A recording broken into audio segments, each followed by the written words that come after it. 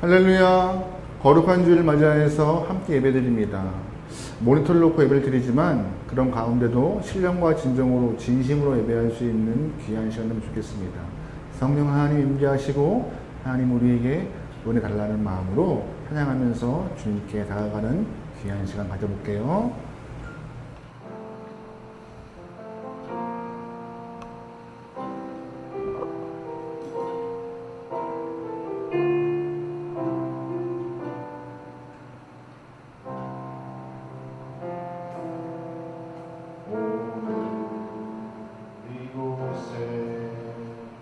계신 성령님 우리에게 말씀하시고 우리 가르치소서.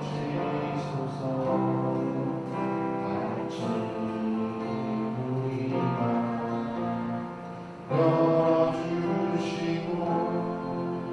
주의 빛으로 밝혀 우리 인도하소서.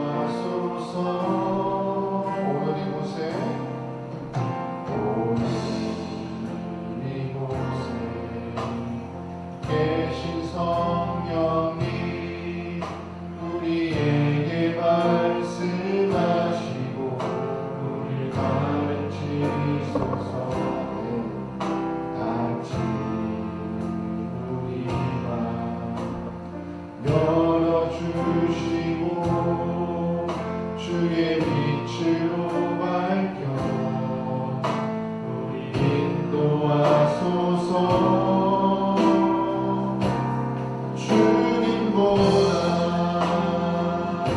앞서지 않고 겸손하게 주님의 말씀 기다리니 주님 손에 우리를 드립니다. 사랑으로 인도하소서.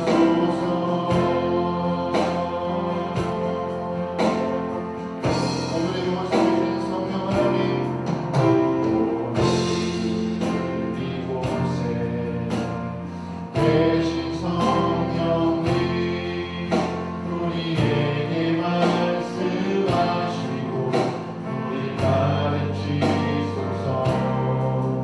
같이 우리 맘 열어주시고 주의 빛으로 밝혀 우리 인도하소서.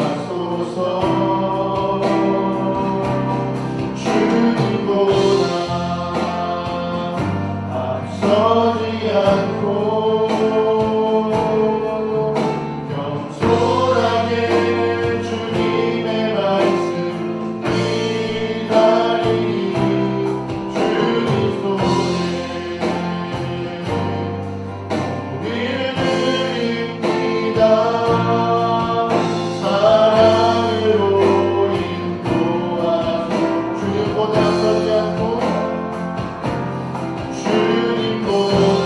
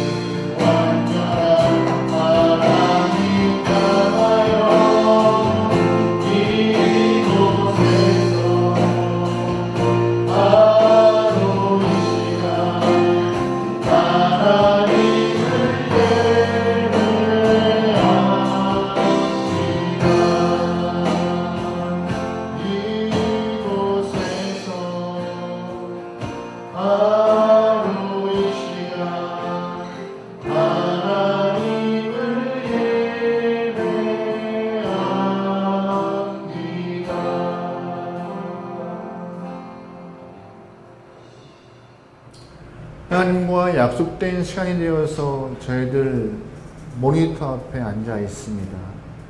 이전과 같이 함께 모여서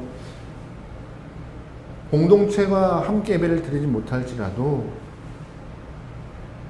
내 개인이 주 앞에서 온전한 모습으로 예배할 수 있는 귀한 시간 되게 주님 인도하여 주시옵소서.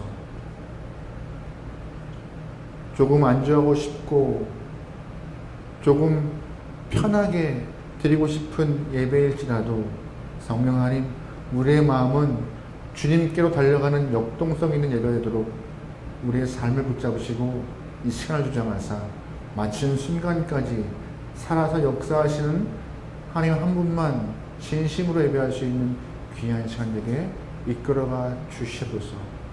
마음을 드립니다. 우리의 시간을 드립니다. 우리의 정성과 뜻을 다 드려오니 성령 하나님 홀로 영광받아 주시옵소서. 원동을 맡기오며 예수님의 이름으로 기도합니다. 아멘. 나는 전능하신 아버지 하나님 천지의 창조주를 믿습니다. 나는 그의 유일하신 아들 우리 주 예수 그리스도의 잉태되어 동정녀 마리아에서 나시고 본디오 빌라도의 고난을 받아 십자가에 못 박혀 죽으시고 장사된 지 사흘 만에 죽은 자 가운데서 다시 살아나셨으며 하늘에 오르시어 전능하신 아버지 하나님 우편에 앉아 계시다가 거기로부터 살아있는 자와 죽은 자를 심판하러 오십니다. 나는 성령을 믿으며 거룩한 공교회와 성도의 교제와 죄를 용서받는 것과 몸의 부활과 영생을 믿습니다. 아멘. 아멘. 할렐루야. 우리 시간 한 분이신 하나님께 감사와 기쁜 마음으로 찬양해 볼까요?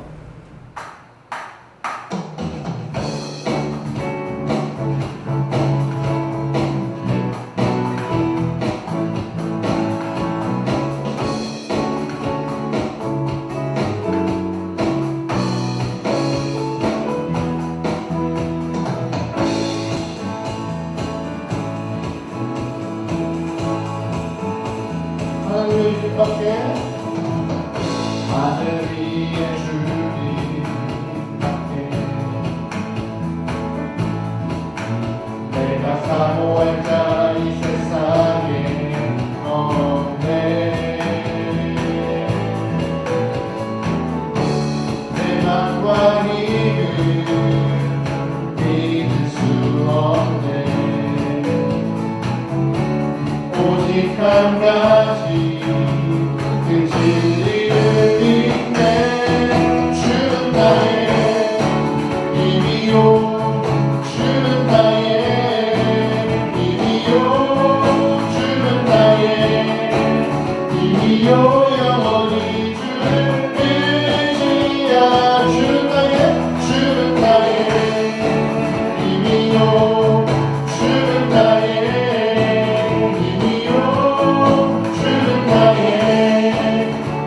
영원히 주를 의지하리. 영원히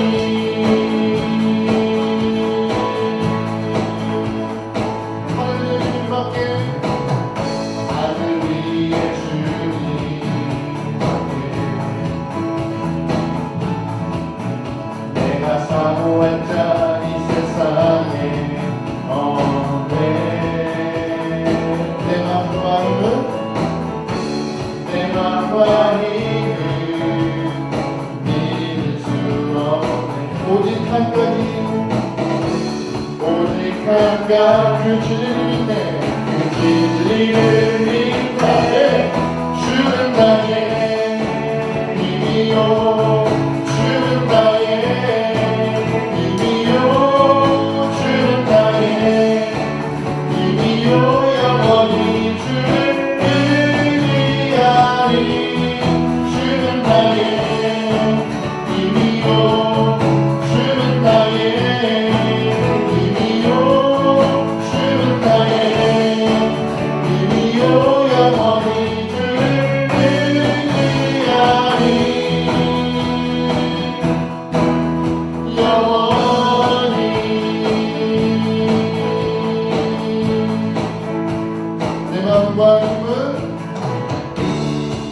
사랑과 힘을 믿을 수 없네. 오직 한 가지 그 진리를 믿네. 주는 나의 믿이요 주는 나의 믿이요 주는 나의 믿이요 영원히 주를 믿으리라. 주는 나의 믿이요 주는 나의 믿이요 주는 나의 믿이요 영원히 주를 믿지. 주는 나의 믿이요 주는 나의 주는 나의 믿이요 영원히 주를 의지하리. 영원히 영원히 영원히. 할렐루야. 기도하겠습니다. 주님은 우리의 힘이시며 방패이시며 위할 밤이십니다. 할렐루야. 아멘. 아멘. 우리가 의지할 것 이 땅에 많다고 사람들 말하지만 아니요, 딱 하나밖에 없다고 성경은 말해요. 오직 한 길, 한 분, 오직 예수님 하나님밖에 없다고요. 근데 그분께서 말씀하세요. 뭐라고요? 교회가 일어나라고. 교회가 일어나서 하나님의 마음과 하나님의 뜻을, 하나님의 영광을 드러낼 수 있는 모습으로 이 땅에서 역할을 감당하라고 말씀하시는데요. 우리 시간 그 마음을 표현하기 위해서 안 불러본 사용을 좀 불러볼까 합니다. 하지만 어색하시겠지만 그래도 이 가사의 뜻을 보면서 하나님의 명령이 이곳에 있구나, 여기에 있구나라고 깨달으며 고백할 수 있는 귀한 시간, 귀한 고백되면 좋겠습니다. 다 같이 고백해보죠.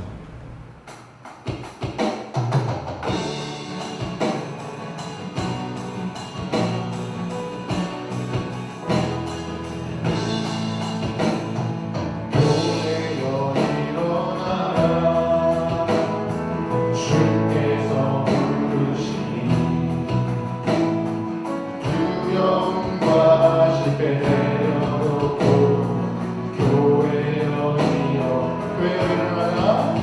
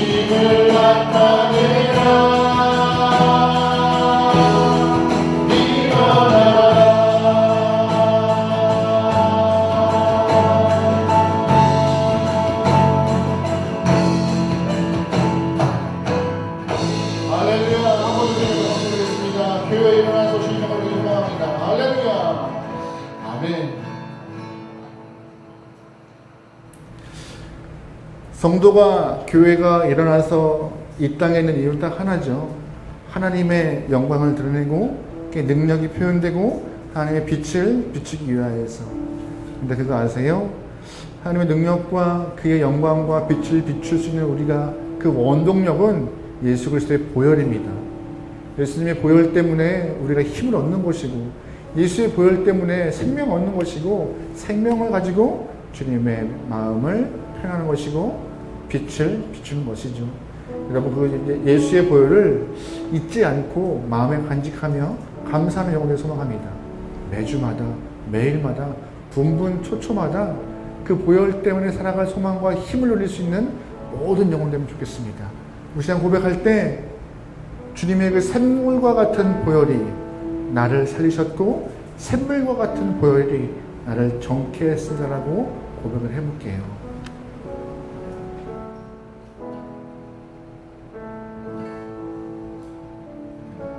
샘물과 같은 보혈은 주님의 피로나 보혈의 죄를 씻으면 정하게 되겠네. 아멘. 정하게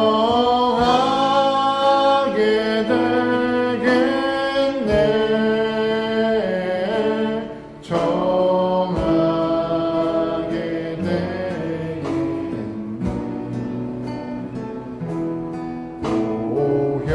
보혈의 죄를 씻으면 정하게 되겠네. 죄 속함을 받은 백성은 죄속함 받은 백성은 영생을 얻겠네. 아멘. 아멘. 샘솟듯 하는 피번새 한없이 크도다. 할렐루야.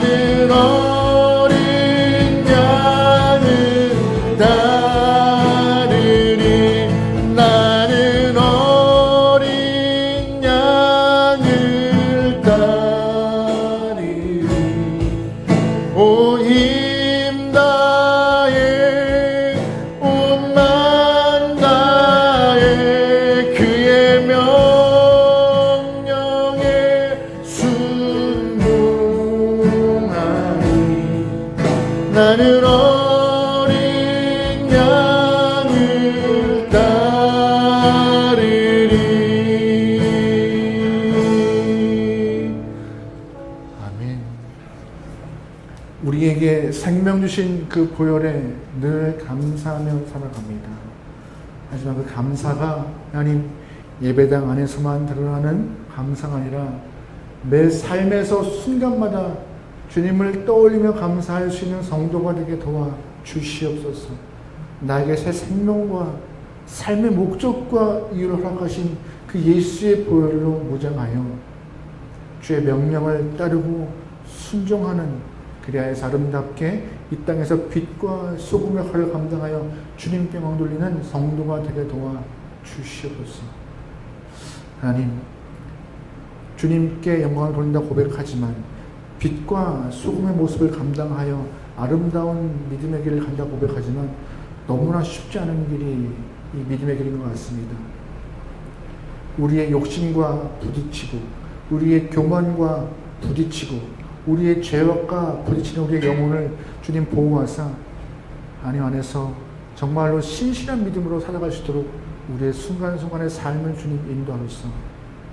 상황 때문에 믿음을 꺾지 않게 허락하시고 상황 때문에 우리의 믿음을 잃어버리지 않게 허락하시고 상황 때문에 주님을 외면하지 않는 모습을 가져 주님의 귀한 마음을 품는 영혼으로 우리의 삶을 드러내고 나오니 주님이시여 성령 하나님이시여 이끌어가 주시옵소서.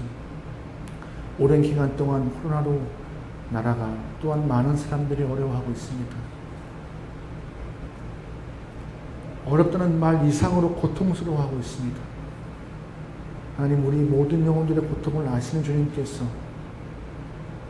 주의 이름을 부르는 모든 자들을 통하여서 은혜의 빛을 보이시고 치료의 광선을 보이시고 회복의 영을 허락하사 다시 미나라의 땅이 주께로 돌아갈 수 있는 귀한 발판을 가게 허락하시고 삶의 여러 모양으로 놀림이 있을지라도 주 이름 때문에 해방을 얻고 평안함을 얻고 누릴 수 있는 우리의 삶이 되게 이끌어가 주시옵소서.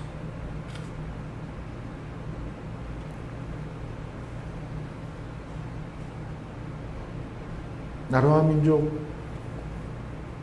너무나 힘든 이때에 알게 모르게 수고하는 많은 영혼들이 있습니다. 그들의 수고를 주님 붙잡으시고 주님 그들의 삶을 붙잡으사 특별히 하나님의 은혜를 더 허락하사 그들의 건강과 삶을 주님 이끌어가 주시옵소서. 아버지 사랑합니다. 그만 변치 않고 온전한 마음으로 믿음 생활하며 승리하는 우리가 되게 도와주소서. 예수님의 이름으로 기도합니다. 아멘. 하늘에 계신 우리 아버지, 아버지의 이름을 거룩하게 하시며 아버지의 나라가 오게 하시며 아버지의 뜻이 하늘에서와 같이 땅에서도 이루어지게 하소서. 오늘 우리에게 일용할 양식을 주시고 우리가 우리에게 잘못한 사람을 용서해 준 것 같이 이제 용서해 주시고 우리를 시험에 빠지지 않게 하시고 어디서 구하소서. 나라와 은혜와 영광이 영원히 아버지 것입니다. 아멘. 말씀 보시겠습니다. 말씀은 마태복음 21장이고요. 12절부터 17절까지 말씀입니다. 마태복음 21장 12절부터 17절이고요. 찾으신 줄 알고 한 절씩 교독하겠습니다.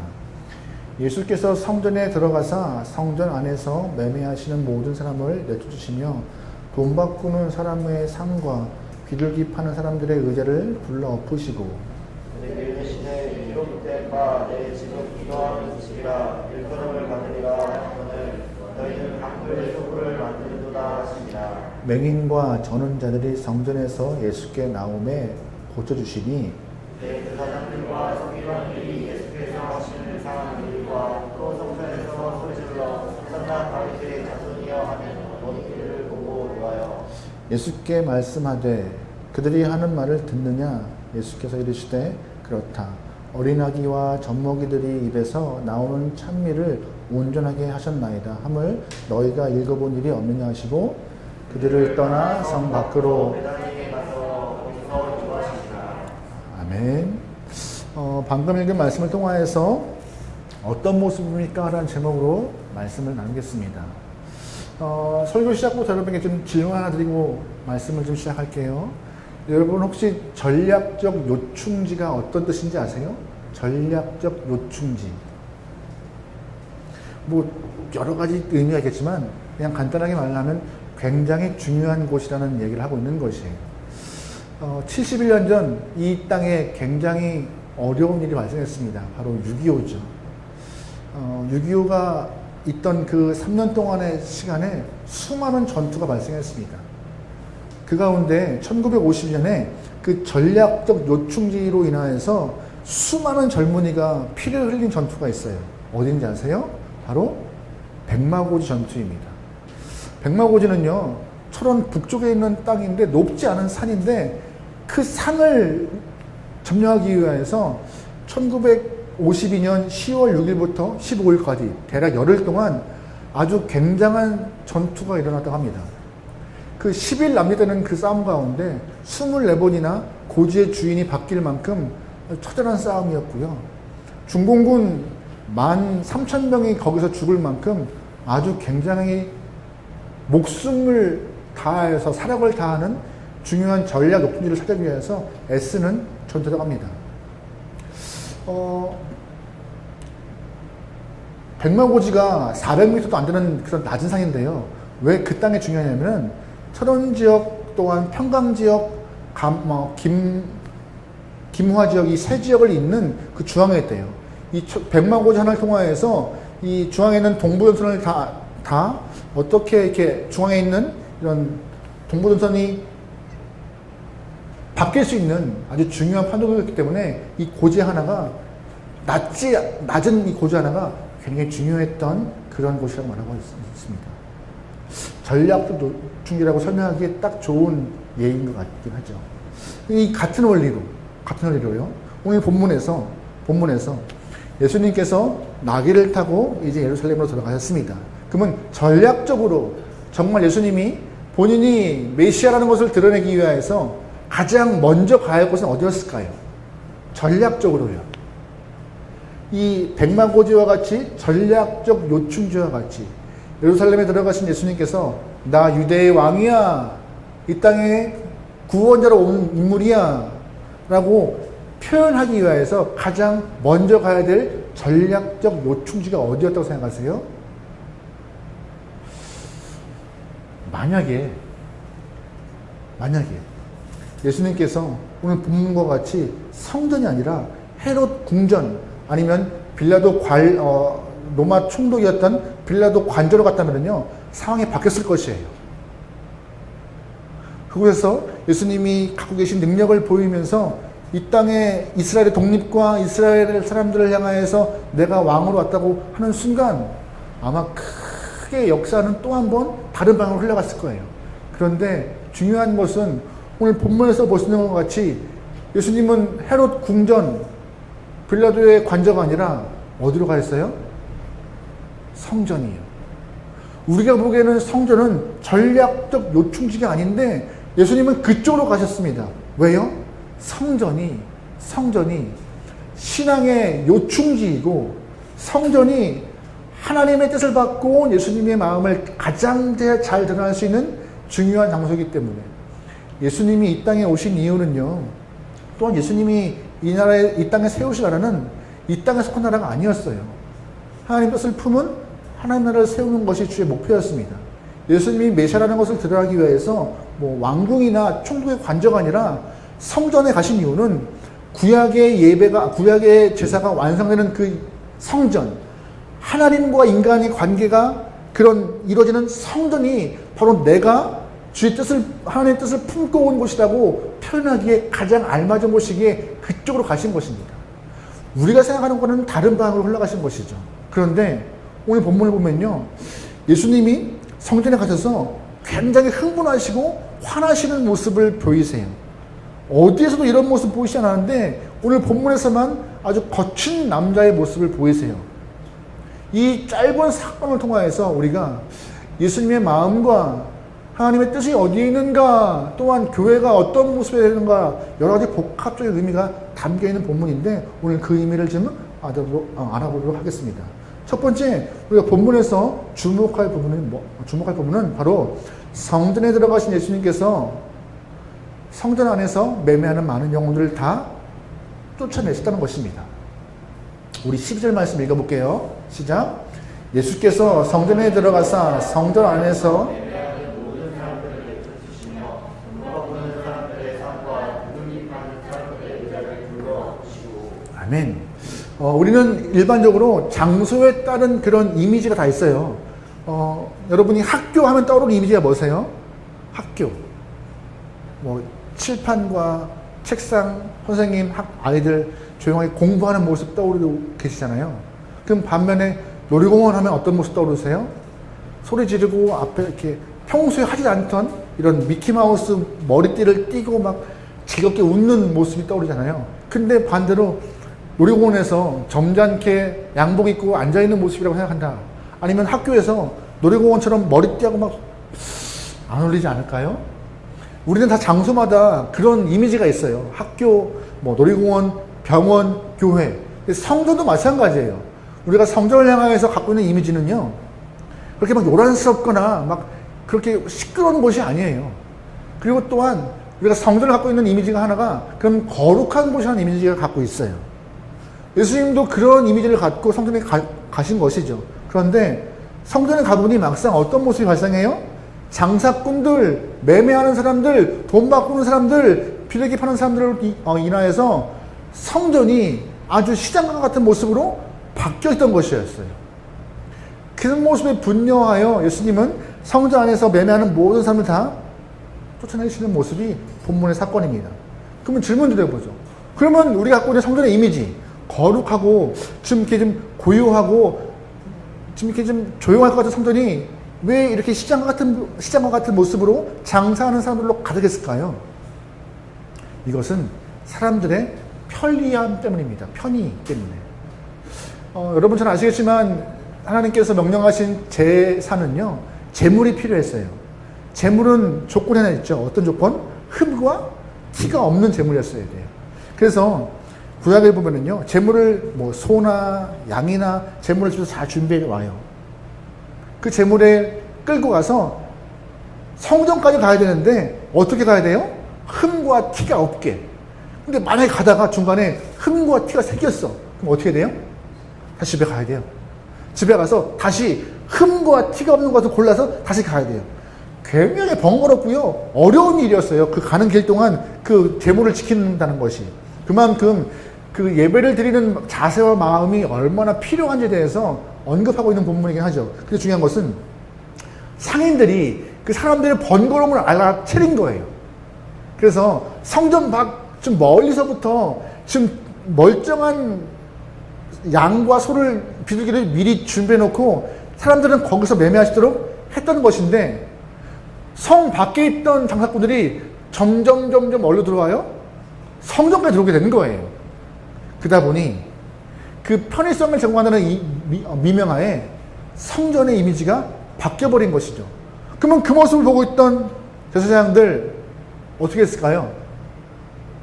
처음에는 혼냈겠죠. 하지만 여기에서 무엇이 있지 않았을까라는 마음이 들어요. 그걸 허락했던 그들의 모습 가운데. 또한 당시 유대, 이스라엘은요, 로마의 속국이었기 때문에 로마의 화폐를 이용했죠. 근데 성전에 들어가려면 성전세를 내야 돼요. 근데 그 당시에는 이스라엘이 로마의 속국이었지만 또한 로마의 화폐를 활용했지만 성전세는 뭘로 내야 돼요? 이스라엘 화폐로, 세겔로. 그러다 보니 환전이 필요해요. 환전이. 번거로웠던 거예요. 그것도 처음에는 성 밖에 사다가 점점 성 안으로 들어와서 재물과 같이 성전 근처에서 이 환전하는 일이 발생했던 것이죠. 그러다 보니 재물 팔아 환전에 아주 시장과 같은 모습으로 똑같이 발생한 것이죠. 여러분 해외여행 가보신 분은 딱 아실 텐데, 이렇게 해외여행 가시면 마트 같은 데 가잖아요. 또한 그 가운데 이렇게 환전하는 곳 기억하세요? 줄 쭉 서가지고 환전을 해요. 여기서 뭐 시장에서 막 장보고 있고 막 시끄럽죠. 그 모습이 성전인 거예요. 고요함, 거룩함, 전혀 없이요. 편의를 제공하는 것이 나쁜 것은 아닙니다. 하지만 이 편의를 제공하는 과정 가운데 부정이 개입했기 때문에 예수님이 거기에 굉장한 노를 바라보고 계셨던 것이, 그 예가 무엇이냐? 아까 말씀드렸죠. 상인들이 점점 이 성전 근처로 오게 되었다고요. 근데 흠과 티를 정말로 갖지 않은 재물을 소와 양을 끌고 와서 잘 보존하여서 성전에 딱 왔는데 이 재물을 검사하는 사람이 흠이 있다고 하면은요 재물을 바꿔와야 돼요. 성전 앞에서 또 바꿀 수 없잖아요. 그럼 어떻게 해요? 바로 장사하는 사람한테 바꿔야 되는데 웬걸요? 장사하는 사람들은 그 바꿔주는 그 재물이 오히려 흠과 티가 있는 재물이었던 것이에요. 상인들은 흠 없는 재물을 받고 흠 있는 재물을 내주고 그러다 보니 흠 있는 재물로 예배가 드려지고 이러한 부정하는 모습이 많이 발생했어요. 그러면 상인들은 흠 없는 좋은 소와 양을 어떻게 했을까요? 팔아버리죠. 재물을 축적하고 쌓아지고 이런 모습이 비일비재한 상황이었던 것이에요. 그래서 말라기에 이러한 아주 씁쓸한 표현이 있어요. 말라기 1장 8절 말씀이에요. 말라기 1장 8절입니다. 다 같이 읽어요. 시작.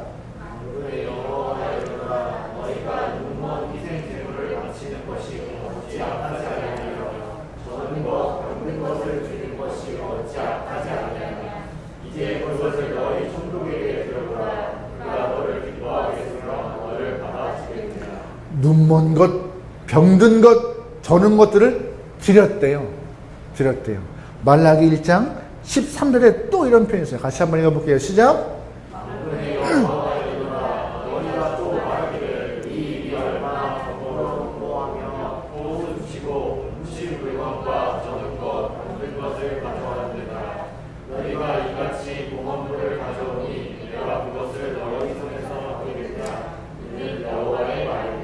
잘 보시면 번거로움이 나와요. 재물을 다시 갖고 오는 그 번거로움이 굳이 그렇게 할 필요가 있어? 하면서 코웃음 치는 거예요. 그냥 바꾸면 되지. 근데 바꾸면 어떤 거예요? 저르는 것, 병든 것, 눈먼 것, 흠과 티가 많은 것들이 드러나기 시작했던 것이에요.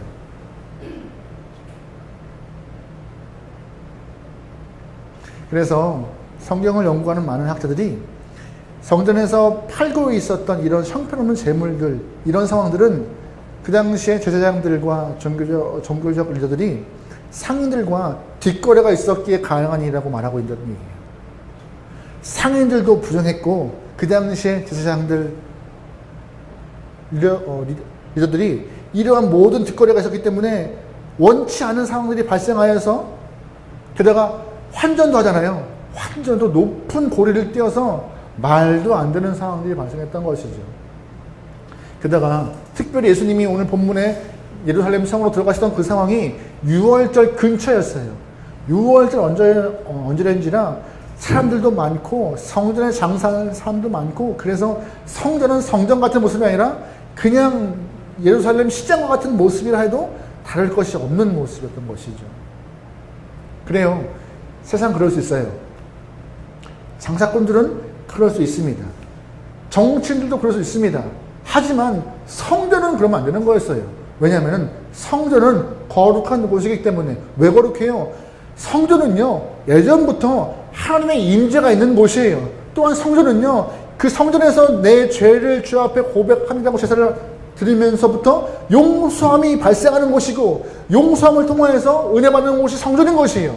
성전은요 은혜를 경험한 영혼들이 변화되어서 새 삶을 살기 위해서 결단과 결심이 있는 곳이에요. 성전은요 하나님의 인도하심이 있는 곳이에요. 그래서 거룩한 곳이기 때문에 세상의 이치, 세상의 법, 세상의 법도가 들어올 수 없는 곳이 성전인데 너무 세상과 똑같은 모습으로 변해버려서 예수님이 화를 내고 있는 것입니다. 그것도 우리가 처음 보는 모습으로 예수님은 흥분하고 있는 것이죠. 그러면 여러분께 질문 드려볼까요? 그럼 요즘 우리 현대 교회의 모습 보면서 주님은 어떻게 평가하실까요? 오늘 아침에 예수님께서 나귀를 타고 이렇게 뚜벅뚜벅 걸어오셨습니다. 그리고 저희 교회에 들어오셨어요. 아니면 이웃 인근 교회를 들어가셨습니다. 어떻게 말씀하셨을까요?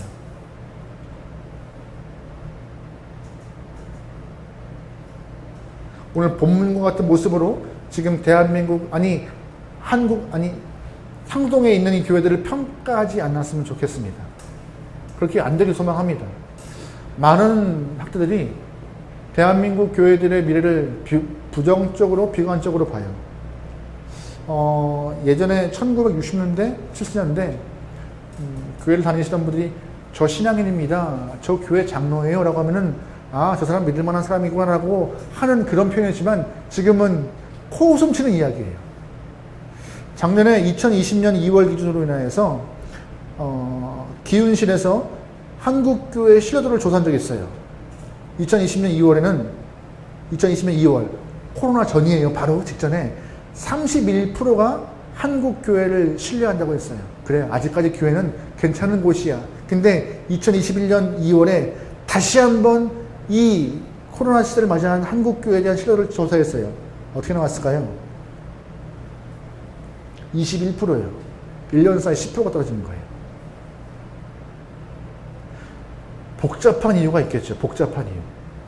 대정적으로 투명하지 않았던 교회들, 세상과 똑같은 일들이 벌어지는 교회들, 교회의 세습과 목회자들의 성추행 사건들, 또한 근래에 또한 정치적 색이 너무나 잘 드러낸 교회의 모습들, 또한 코로나의 온상이 되었던 그런 전염병성이 했던 그런 교회들의 모습 때문에 아주 교회가 아찔할 만큼 흔들립니다.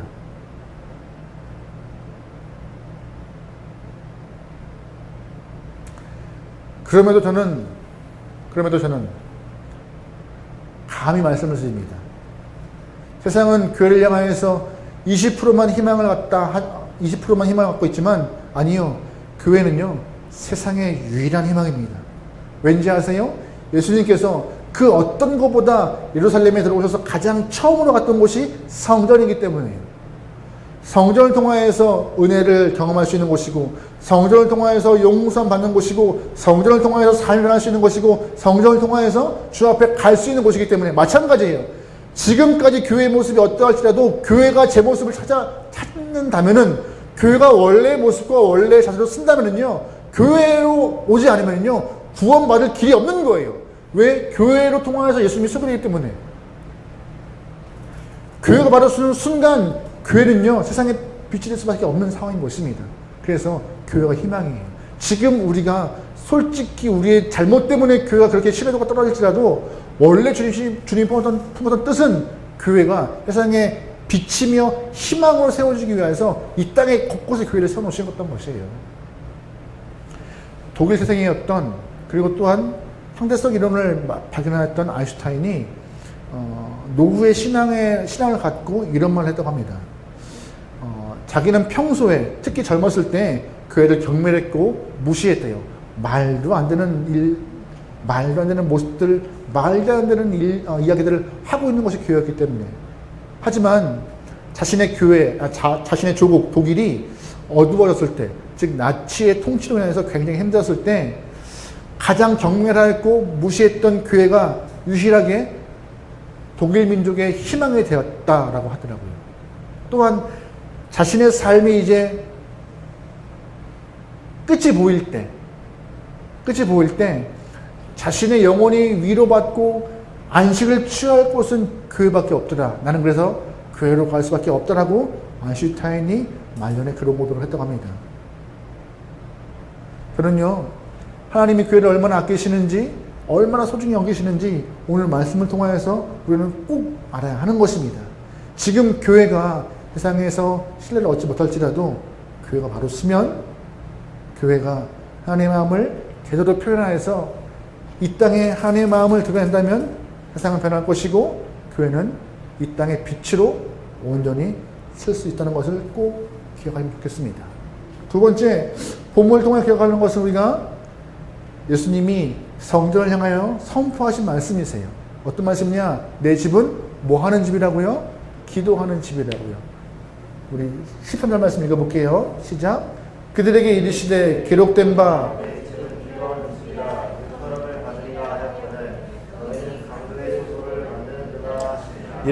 예수님은 예루살렘 성전을 향하여서 뭐라고요? 내 집이라 말씀하시면서 그 집이 어떤 모습의 상황인지, 또한 어떤 모습을 가져야 하는지 충분히 말씀하고 계세요. 내 집은 기도하는 집이다, 이 말은요, 이사야 56장에 있는 이야기를 인용하신 거고요. 강도의 소굴이라는 그 얘기는 예레미야 7장에 대한 이야기를 인용하시는 얘기예요. 즉 예수님은 예레미야와 이사야 선지자의 말을 인용하여서 성전이 어떤 곳이고 지금 어떠한 상태들을 충분히 어필하십니다. 원래 성전의 목적은 뭐예요? 기도하는 곳이래요. 기도를 통하여서 내 마음을 주 앞에 드리고 내 영을 주 앞에 드리고 용서만 받고 은혜 받고 주 앞에 회복되는 곳이 성전이지만 지금의 모습은 강도의 소굴과 같이 아주 망가진 모습이라고 예수님 말씀하고 있는 것이에요. 잘 보세요.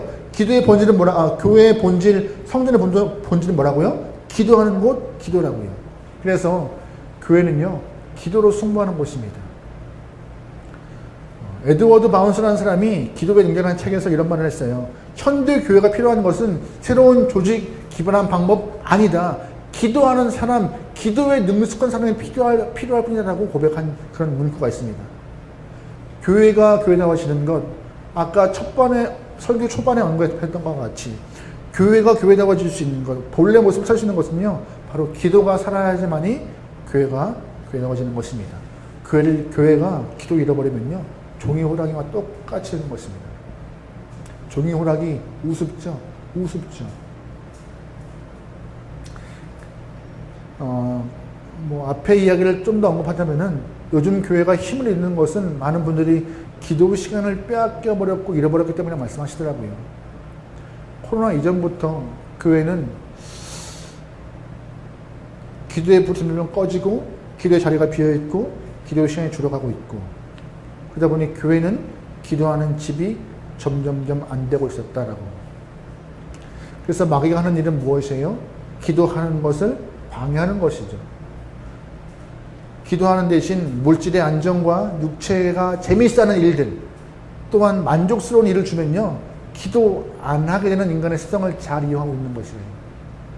하지만 바빠도 기도하고 피곤해도 기도하고 집이 평안해도 기도하고 돈을 잘 벌어도 기도하고 자녀가 잘 돼도 기도하고 오직 우리의 삶의 기도로 무장하는 것이 신앙인과 교회의 본 모습임을 오늘 본문은 꼬집고 있는데, 기도를 대신하는 것이 없기 때문에 기도라고 말씀하고 있는 것입니다. 이 부분 솔직히 저도 어려워요. 매일 교회에 내려와서 제일 먼저 하는 일은 모니터를 다 켜놓고 저도 이제 저 개인 예배를 드려요. 개인 예배를. 찬양하고 기도하고 잠깐 말씀 보고 묵상하고 루틴까지 드리죠.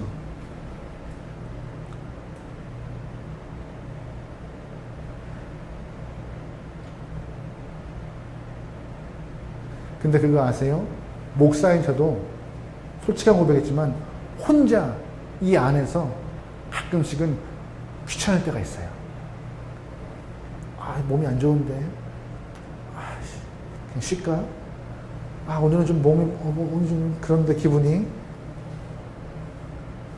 저도 귀찮을 때가 있더라고요. 매일 교회에서 있는 저도 그런데 일상에서 삶을 살아가는 여러분들은 어떻게 하시겠어요?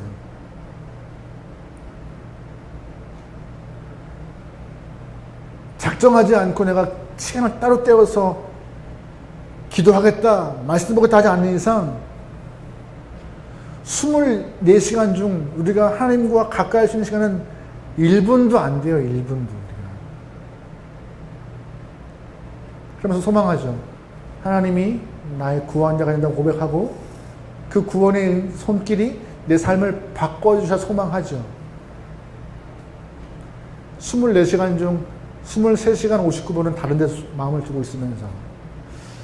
저도 그래요. 하지만 오늘 우리 이 시간 이 본문을 통하여서 내가 둘 곳이 어딘가, 내가 마음 둘 곳이 어딘가, 내가 해야 될 것이 무엇인가 한번 다시금 반성하는 귀한 시간이 좋겠습니다. 또한 오늘 본문에서 예수님이 성전 안에서 장사하시는 분들을 다 쫓으신 이후에 하신 일이 있어요. 우리 14절 말씀 볼게요. 같이 읽어요. 시작. 맹인과 저는 자들이 성전에서 뭐 하셨어요? 고치셨어요. 성전에서요, 성전에 들어갈 때, 이런 표현 참 그렇지만, 몸이 멀쩡한 사람만 들어갔어요. 그러니까 흠과 티가 없는 재물이 성전에 들어가서 제사를 드리는 것과 똑같이 어느 곳 하나 불편한 곳이 없는 사람들이 들어가서 예배를 드렸던 것이 구약 제사였어요. 그런데 그럼에도 몸이 불편하신 분들도 믿음을 갖고 신앙생활 하시는 분들은 성전까지 못 들어가고 이방인의 뜰, 장사꾼의 뜰을 그 언저리에서 함께 믿음을 지키기 위해서 애쓰고 상황했죠. 근데 예수님이 그들을 불러 고치시고 성전 뜰로 인도하신 것입니다. 왜요? 성전은요, 회복이 있는 곳이기 때문에. 왜요? 성전은요, 하나님의 마음이 능력이 드러나는 곳이기 때문에.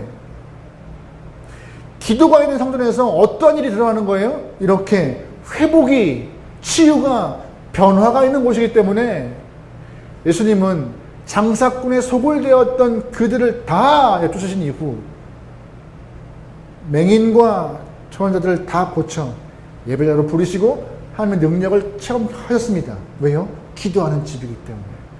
기도의 능력을 체험하시는 그 주님의 모습을 우리는 본문을 통하여 알아야 하는 것입니다. 교회가 이런 곳이에요. 교회는요, 능력 있는 곳이고, 치유가 있는 곳이고, 회복이 있는 곳이고, 평안이 있는 곳이고, 기쁨이 있는 곳입니다. 그곳에 예수님은 초대하고 계신 것이에요. 오라, 나을 것이다. 오라, 회복될 것이다. 오라, 너에게 평안이 임할 것이다. 그래서 예수님은 이 성전에서 이들을 고치심으로 하나님의 자비를 베푸시는 메시아의 모습을 충분히 보이고 계신 것입니다. 성전은 기도하는 곳이며 성전은 하나님의 은총을 경험하는 곳이고 성전은 은혜를 체험하는 곳입니다. 이 치유의 역사가, 회복의 은혜가, 기도하는 집의 회복이 우리 가정과 우리 자리에서 또한 이 함께하는 교회에서부터 시작되기 소망합니다. 이 교회 안에서 각자의 자리에서 매일매일 삶에서. 세 번째, 우리가 오늘 본문에서 또한 볼 것은 무엇이냐? 예수님은 찬양받기에 합당한 분이심을 오늘 본문은 한 번 더 주장합니다. 15절 말씀 볼게요. 시작. 대제사장들과 서기관들이 예수께서 하시는 이상한 일과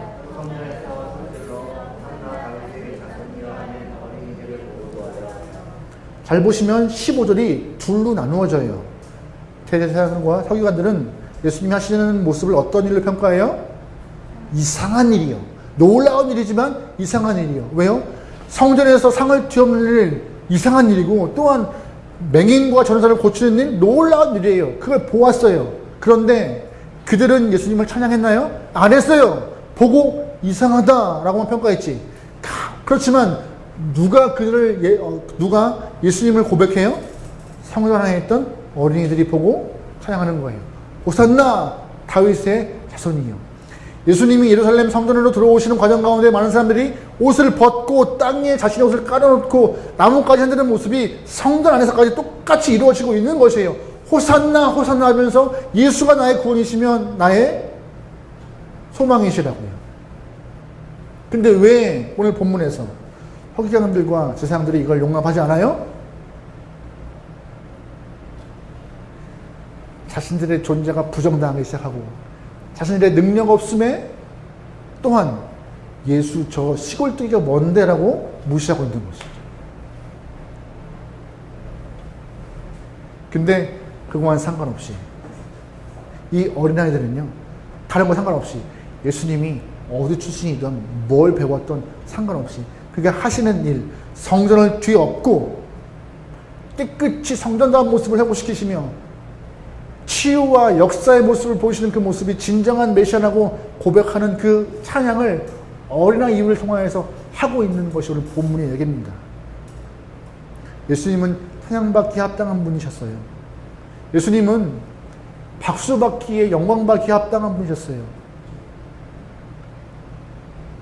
이권에 있는 사람들은 냉랭하고 그를 멸시하고 그를 죽일 자라고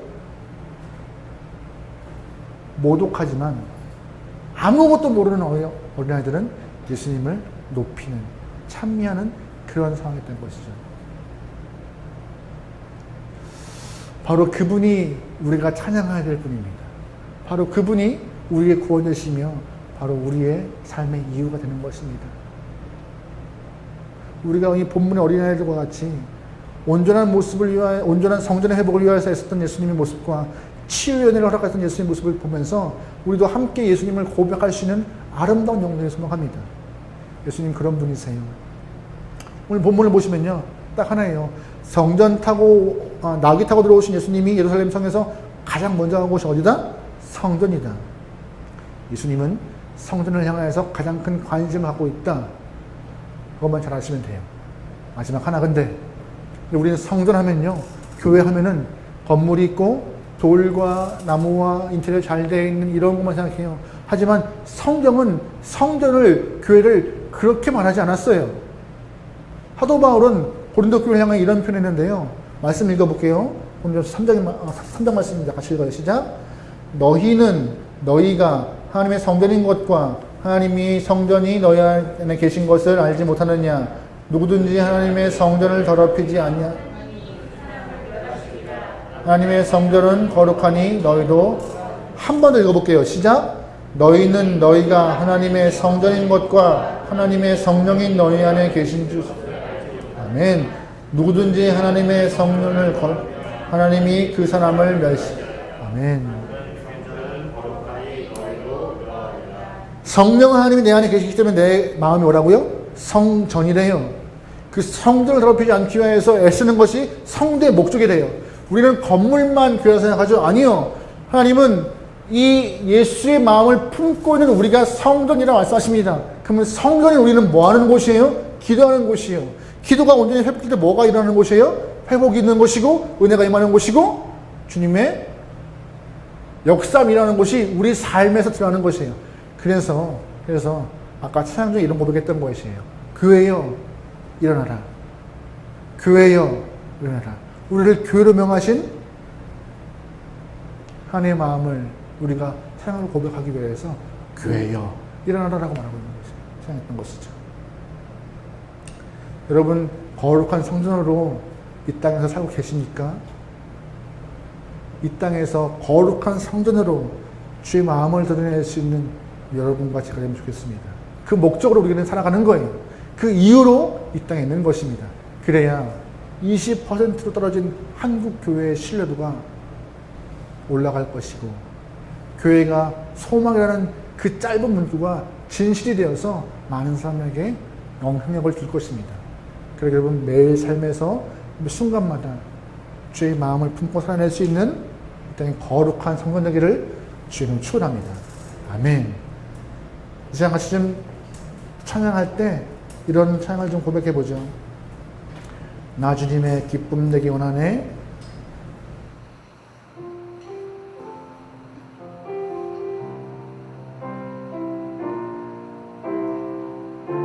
많은 소원과 많은 뜻이 있지만 이 뜻이 우리의 목적과 소원이 소망합니다.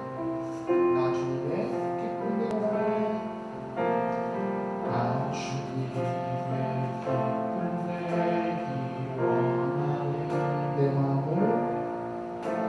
내 마음을 새롭게 하소서. 새 그대가 되게 하여 주사. 주님의 미 비추게 하소서.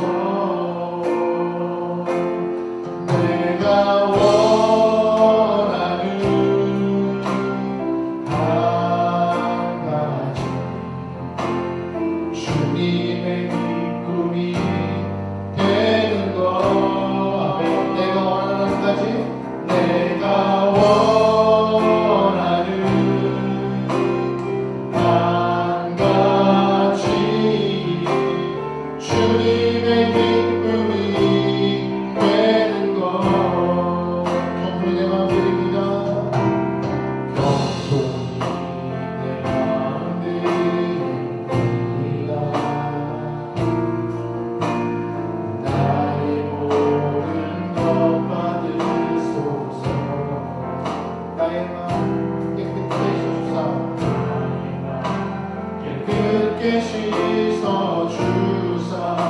주의 이름으로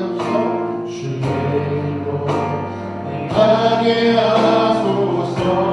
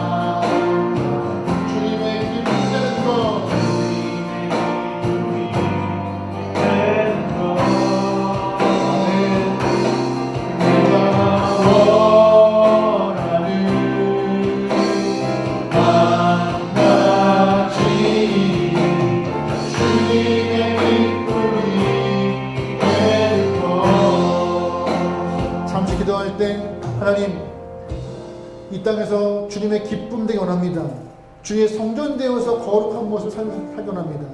주님이 이 땅에서 교회를 소망으로 세우셨던 것 같이 내가 이 땅에서 소망의 빛을 비칠 수 있도록 주님의 귀한 반사체가 되어서 주의 빛을 비추고 주의 뜻을 비추고 주의 마음을 드러낼 수 있는 거룩한 영혼이 되게 해달라고.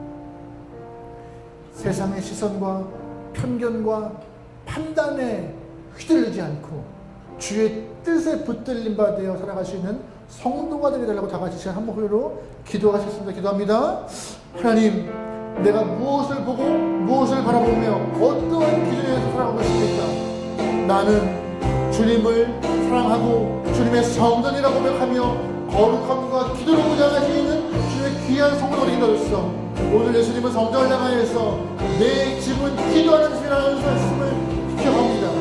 내가 주의 집이고 성전이고 교회이오니 내가 이 시간 어떤 것보다 기도로 무장하여서 내 영적 능력과 힘을 키워가겠다 했어. 하나님, 그 무엇으로 내가 무장하겠습니까? 어떤 것으로 믿음을 키워가겠습니까? 내 신앙을 더욱더 단단하게 해나가겠습니까? 기도 이외에는 이런 이유가 나갈 수 없다고 했습니다. 기도를 통하여서 이 땅에 매일 하늘도 매이고 이 땅에서 풀만 하늘도 풀리다 했습니다. 기도 통하여서 모든 것이 그냥 하나님. 하지만 그러면 우리는 기도의 시간을, 기도의 마음을, 기도의 뜨거운 소산체 기도하고 게을른 모습으로 하고 있음을 용서하시고 하나님이시여, 기도가 회복되어서 주님의 마음을 드러낼 수 있는, 뜻을 드러낼 수 있는 귀한 영혼이 여러분이 있도록 하나님이시여, 내가 주님이 뜻을 분별하고 우리 교회가, 우리 모든 영혼의 성전이 주의 마음을 품어서 아름답게 주님의 모습이 비춰질 수 있는 반사체가 되게 원하니 우리를 주님 말씀으로 무장하고 믿음으로 무장하고 뜻으로 무장하여서 아버지 앞에 나오니 그러면서 하나님 너서 우리를 사용하여 주시소. 할렐루야, 할렐루야. 주님 믿습니다. 아멘, 아멘. 내가 원하는 한 가지, 내가 원하는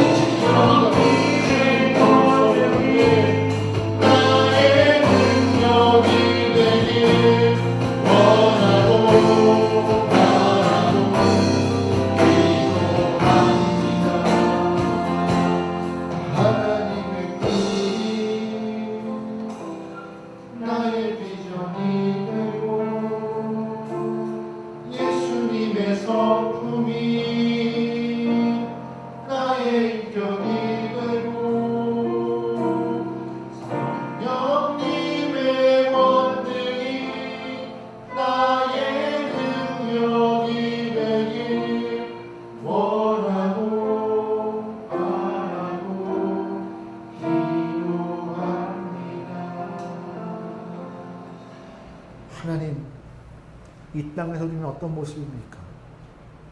하나님, 나는 이 땅에서 어떤 모습입니까? 우리를 주의 성전 삼아 이 땅에 세우신 하나님의 마음을 기억하며 이 땅에서 성전임을 기억하며 하나님의 꿈과 예수님의 성품과 성령님의 능력을 내 안에 품고 살아갈 수 있는 성도가 되게 도와 주시옵소서. 수많은 것들을 소원으로 갖고 수많은 것들의 바람을 내 안에 꿈꾸고 있지만 그 꿈과 바람 가장 우선되는 것은 바로 주의 마음을 드러낼 수 있는 주님의 귀한 반사체 역할을 하는 것이오니 이 땅에서 온전하게 주의 성도로 살아 빛과 소금의 역할을 감당하기 원하는 주님으로서 주님, 성전인 우리가 기도가 회복되기 원합니다. 성전인 우리가 말씀이 회복되고 믿음으로 부자가 나오니 주님 인도하여 주시옵소서. 이제는 우리 예수 그리스도의 은혜와 안에서 나가심과 성령의 감화감동 인도하심이 거룩한 성전으로 이 땅에서 살고하는 모든 영혼들 머리 가운데 그들의 가정과 일터와 나라와 민족 가운데 이제로부터 영원토록 함께기를 간절히 축원하옵나이다. 아멘. 아멘. 아멘. 아버지의 은혜가 인정합니다. 하나님의 꿈과 소망과 비전이 내 안에 기록되어서 주의 명령을 통하여서 아버지의 성물이 나오는 주님으로서 아버지 주님의 전략적으로 주님과 내가 이루어라. 아멘. 아멘.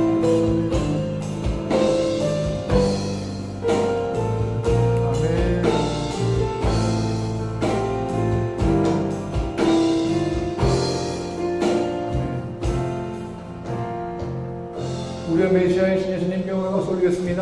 예수님 감사합니다. 성령 하나님 감사합니다. 할렐루야. 아멘. 여러분의 일주일의 삶이, 여러분의 순간이 전략적 요충지가 되어서 주님의 은혜가 표현될 수 있는 귀한 삶이 되길 소망합니다. 승리합시다. 할렐루야. 아멘.